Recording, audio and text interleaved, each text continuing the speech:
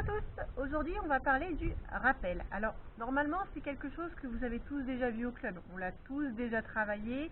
Vous avez tous les bases. Je vais juste faire un petit rappel express sur les points importants. Et après, on va aborder l'exercice du jour. Donc, premier point. On est toujours positif.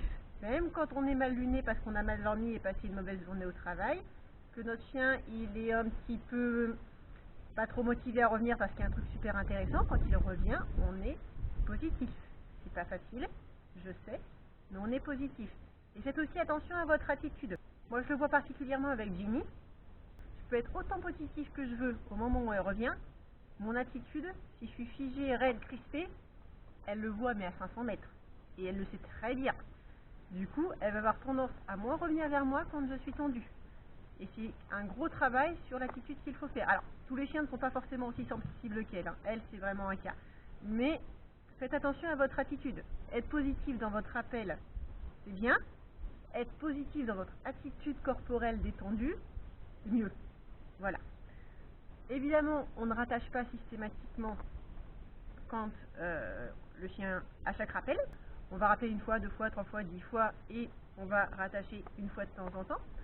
Bien sûr, on peut aussi rattacher, faire quelques mètres en laisse et redétacher, histoire que la laisse ne soit pas synonyme de on rentre à la maison. Dans vos récompenses, vous faites attention aux caresses.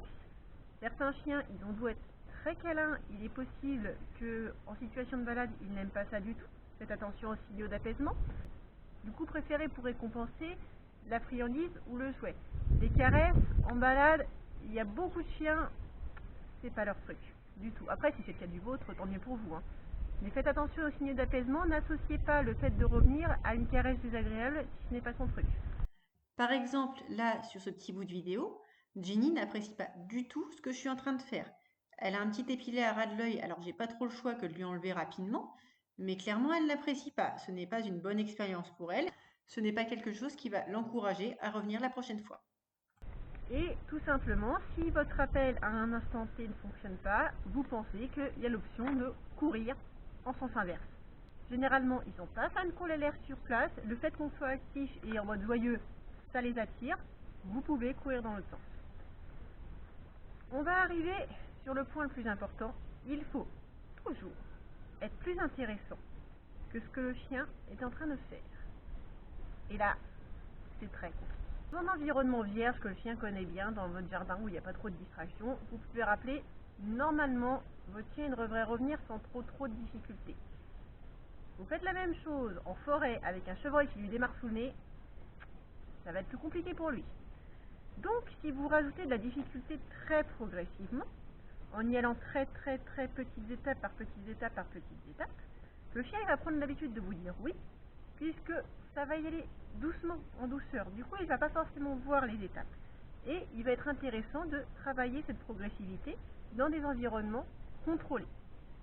C'est pour ça que, chez nous, on peut travailler le rappel en rajoutant artificiellement certaines difficultés. Et c'est là-dessus qu'on va travailler aujourd'hui.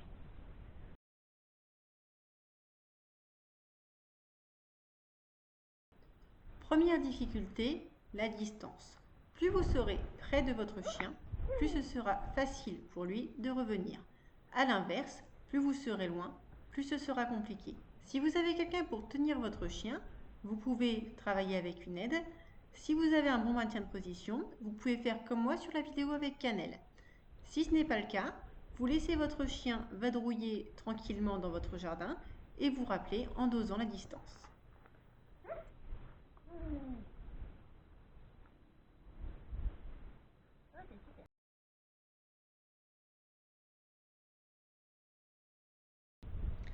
En balade, on peut croiser des trucs plus ou moins comestibles qui vont intéresser nos chiens. Il sera donc utile d'avoir du rappel dans cette situation-là.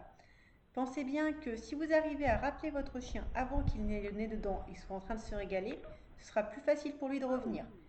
C'est mieux de réussir à anticiper, même si parfois, souvent, il le voit avant nous. On peut mettre tout ça en situation en plaçant quelques petites gamelles sur le chemin du rappel avec quelques friandises. On va augmenter la valeur des friandises progressivement et vous pouvez aussi rajouter de la difficulté en rapprochant progressivement les gamelles de la trajectoire que va prendre votre chien.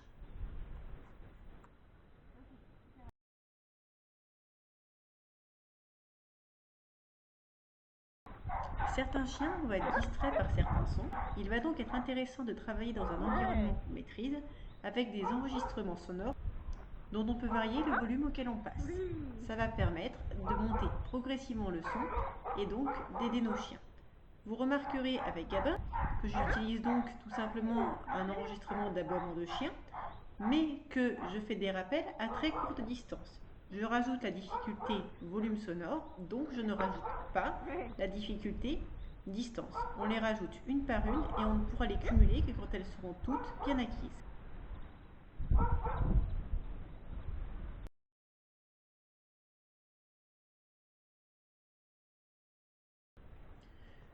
Plus l'activité que notre chien va être en train de faire sera intéressante, plus il aura de mal à revenir. C'est donc à nous de doser le moment où on rappelle en fonction de sa capacité à répondre à ce rappel ou pas. Si c'est très intéressant, il ne faut pas rappeler, il faut attendre que notre chien soit disponible.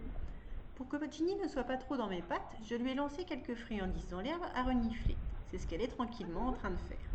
Au moment où je rappelle, elle se met subitement à renifler de manière très frénétique. C'est un signal d'apaisement parce que je n'ai jamais fait ça avec elle. Du coup, elle se demande vraiment ce que je lui veux. Sur les rappels suivants, vous le voyez, je rappelle un moment où elle est en train de me regarder.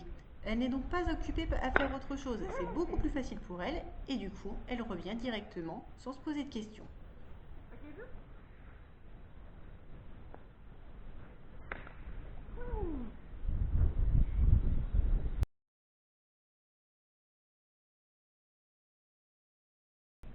La durée. Alors vous allez me prendre pour une folle. La durée sur un rappel.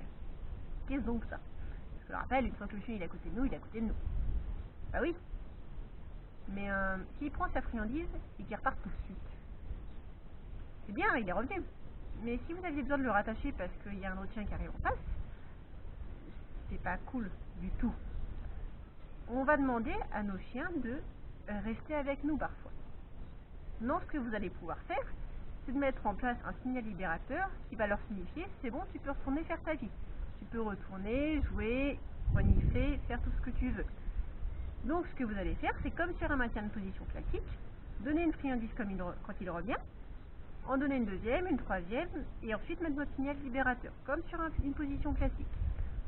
Vous allez pouvoir très progressivement faire quelques pas, avancer un petit peu, toujours en donnant des friandises, espacer la durée entre deux friandises, et penser à votre signal libérateur pour dire à votre chien, tu peux repartir. Ça va vous permettre, dans un premier temps, de pouvoir rattacher votre chien tranquillement sans qu'il reparte aussi sec.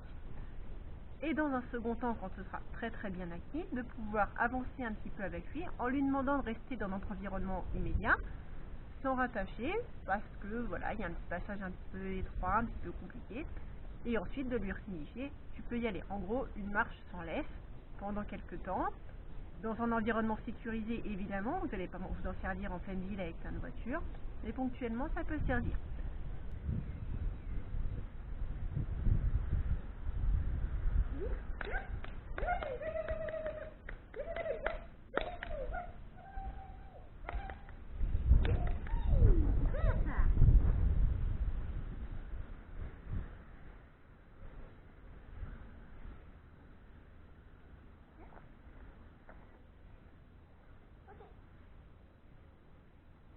Donc voilà ce que je voudrais que vous travailliez cette semaine. Le rappel avec différentes distractions. Je vous ai donné quelques idées. Vous pouvez bosser sur d'autres distractions s'il y en a d'autres qui vous viennent à l'esprit et que vous savez que c'est quelque chose que vous avez à travailler avec votre chien. Accessoirement, pour ceux qui ont des enfants sous la main, vous pouvez aussi travailler votre rappel à proximité des enfants. Donc évidemment, vous n'allez pas tous travailler les 5, à moins d'être vraiment super au taquet et d'avoir le temps de le faire, ce qui est très bien. L'idée du jour, c'est que vous preniez la partie sur laquelle vous savez que votre chien a du mal et tout simplement de travailler dessus, en rajoutant la difficulté artificiellement pour être très progressif avec le travail à faire. Voilà. Sur ce, je vous laisse, travaillez bien, amusez-vous et à bientôt.